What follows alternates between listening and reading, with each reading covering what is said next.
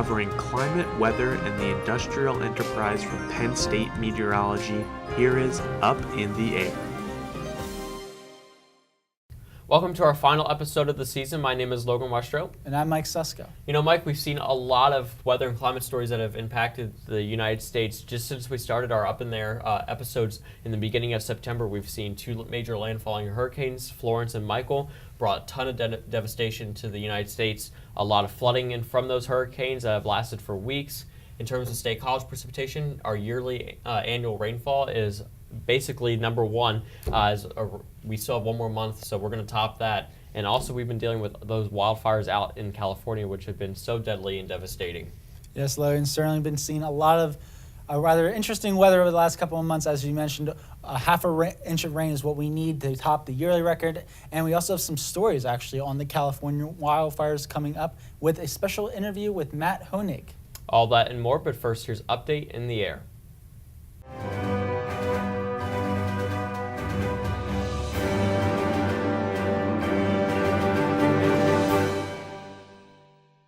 Scientists are now discovering that the low-lying coral reefs in the Maldives, which is in the world's lowest country in terms of sea level, may actually not be affected by climate change. Instead, rising sea levels may actually help to create and restore the coral reefs present on the island. Evidence was found when researchers were studying the formation of the 5 islands in the Maldives, noting that large waves caused by storms off the South African coastline helped to build up these islands. When they were forming, sea levels were already half a meter higher than current conditions, helping the waves to contain more energy. They found with this, high sea levels and large waves are crucial to the island formation. The scientists believe that rising sea levels could actually extend the coral reef's growth over time instead of drowning them underwater. They stress that the coral reefs have to be in a healthy condition, however, as ocean acidity and water temperatures could be problematic to the ones that are unhealthy and diseased.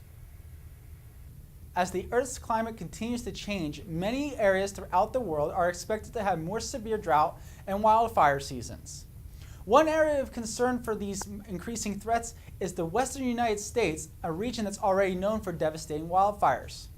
New research from the Oregon State University, though, may give some landowners in the Pacific Northwest a sigh of relief, relatively speaking. The forests in the Pacific Northwest will be less vulnerable to drought and wildfire over the next 30 years compared to the forests in the Rocky Mountains and Sierra Nevada. Forests in the West contain a wide range of plant species, and the Pacific Northwest contains some of the highest carbon-dense forests in the world. This helps lower the vulnerability of the forest to drought and wildfire, as some of the plant species are more resistant to others. So forests throughout the western United States have been under more stress as drought mortality rates go up due to climate change. And studies like these can provide both scientists and land managers with important information about the vulnerability of the land in the region of interest. A recent battle between environmental groups and the Trump administration have raised concerns over the drilling of the waters off the Alaskan coastline. During Obama's presidency, the waters were strictly off limits to oil drilling under the Outer Continental Shelf Land Act of 1953. Thus allowing the president to dismiss any production of the oil drilling in the waters. Now there is question as to whether the Trump administration can uphold the act that Obama set in order to protect the waters. Comments from the public will be accepted as to whether or not they will personally feel if the 65 acres of water should be used for drilling. Many scientists are worried about the Arctic's capability to even endure oil drilling in that area. They have stated that with how fragile and dangerous drilling would be on the coast, along with its effects on the environment, efforts to keep the waters drilling free are very important for Alaska. For 100 years, scientists knew about a connection between the snow cover across the Tibetan Plateau and the intensity of the Indian summer monsoon. However, researchers had a lot of trouble to explain why this connection exists. A new report may help shed some light on this mystery, and a shocking component of it is that it involves dust from the deserts of the Middle East. A team of researchers used an atmospheric model from NASA to discover that large quantities of a dark airborne particle settles down on top of the Tibetan Plateau snowpack in the spring. And these dark particles help the snow absorb even more sunlight and melt more quickly. The team found dust from the deserts of the Middle East had the most darkening effect of the snow, and the results of the high amounts of dust settling on the plateaus includes a decrease in snow cover, which leads to warmer temperatures. A series of feedback loops is then initiated and leads to intensified summer monsoon in India. The connection between the Tibetan snow cover and India's monsoon is so vital that India's meteorological department incorporates it into their monsoon season forecast every year. Learning more about the connection between these two phenomenons will improve seasonal forecasts for the monsoons and give those in the path more time to prepare.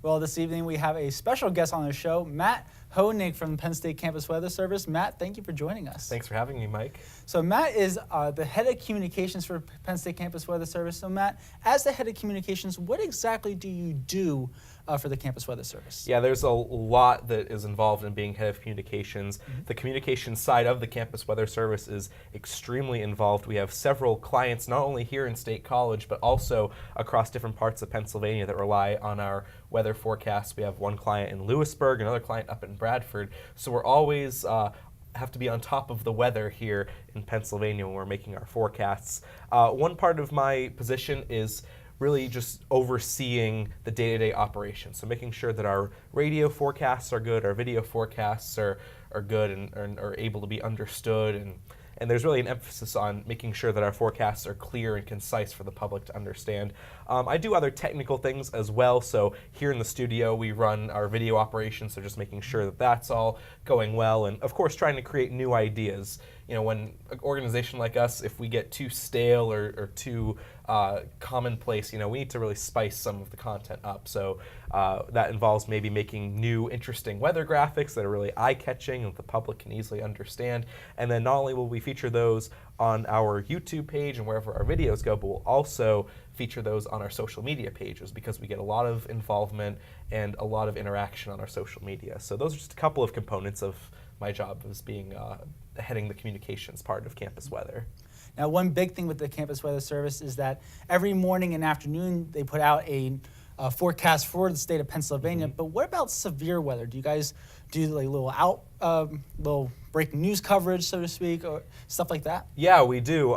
In fact, we've just recently went from being on YouTube to being on Facebook Live for severe weather events. We have our own little live broadcast team within the Campus Weather Service. We get together whenever we have some availability time in the studio, and we create all kinds of graphics. We look at different content on social media that pertains to any severe weather event. And it doesn't have to be in Pennsylvania. We also cover severe weather events across the country. So for instance, when there's a hurricane approaching or some sort of tornado outbreak in the Midwest, we'll also be here to cover that as well. All right, and I know a lot of the members of the Campus Weather Service also get involved with Up in the Air or the other show, Whether or Not, and how does that really prepare them for those shows? Yeah, it's great because whether you're really into TV or not, it's a great place to get your feet wet. It's a great place to get comfortable in front of a camera and pointing at maps. So I think most people that do Up in the Air or Whether or Not, they end up getting their start with Campus Weather Service and learning to be comfortable communicating to others. Well, I know for a fact that myself, I started with the Campus Weather Service, and so did many of the other members of our team this semester and in past semester. Well, Matt, thank you very much. And you can catch the Campus Weather Service's videos on their YouTube page at PSU Weather. But right now, here's the tweet of the week.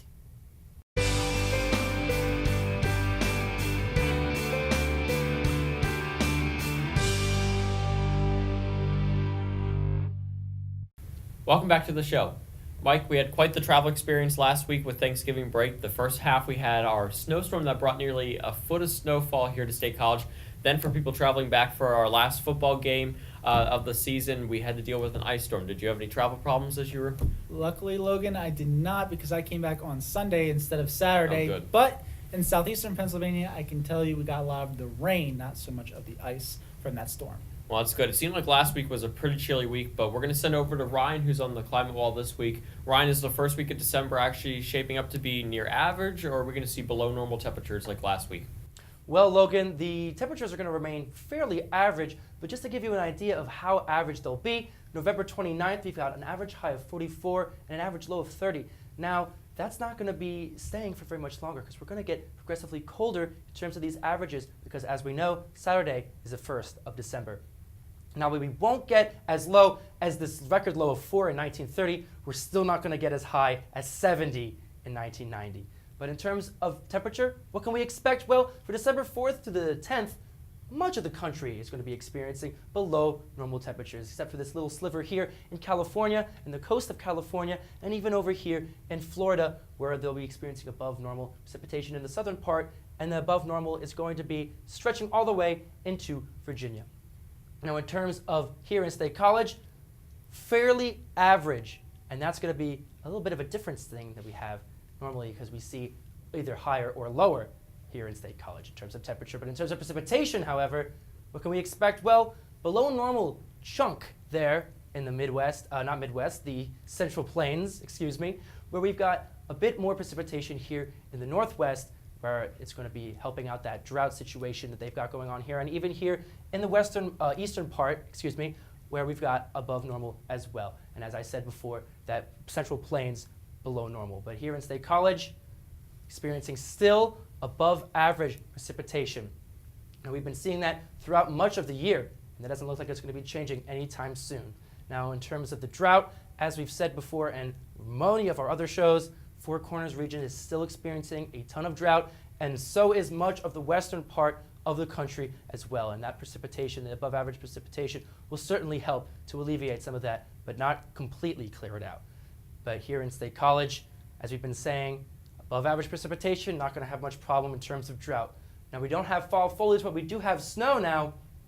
Here in Wyoming, we're seeing the bulk of it here in this country, especially there in the Yellowstone National Park, where they're experiencing a nice layer of snow. And there's also some snow coming in all the way from Illinois, a nice stretch all the way down to Kansas as well. But in terms of the Northeast, it's where we're seeing a bulk of it here in Maine. But in terms of State College, not too much, but we're still getting some snow.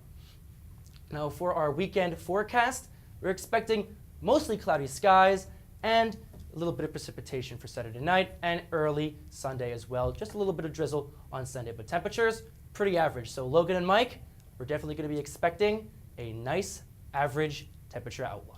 Hey, well, that's great news. Maybe it's nice to put up our winter jackets for maybe a week or so. We're going to be dealing with winter for, 3-4 more months? So just wearing a lighter jacket might be nice as you're walking to class, you know? Yeah, it's a change of what you normally have to wear. The heavy jackets, we got to deal with that for another 3, 4, maybe even 5 months here in central Pennsylvania. So getting a break from it for the next couple of days will be certainly nice. Hey, you got that right. Well, this will actually be Logan and my last show here on Up in the Air. And Logan, it has been a pleasure working with you the last 2 semesters here. I've learned a lot from you, and I just wish you best as you will be graduating in May and heading off to bigger and better things. Hey, well, thank you. Same to you, Mike. You will do a great job. Thank you. Well, that's all the time we have for Up in the Air this week. One last time, I'm Mike Susko. And I'm Logan Westrope. Catch us next semester, Up in the Air.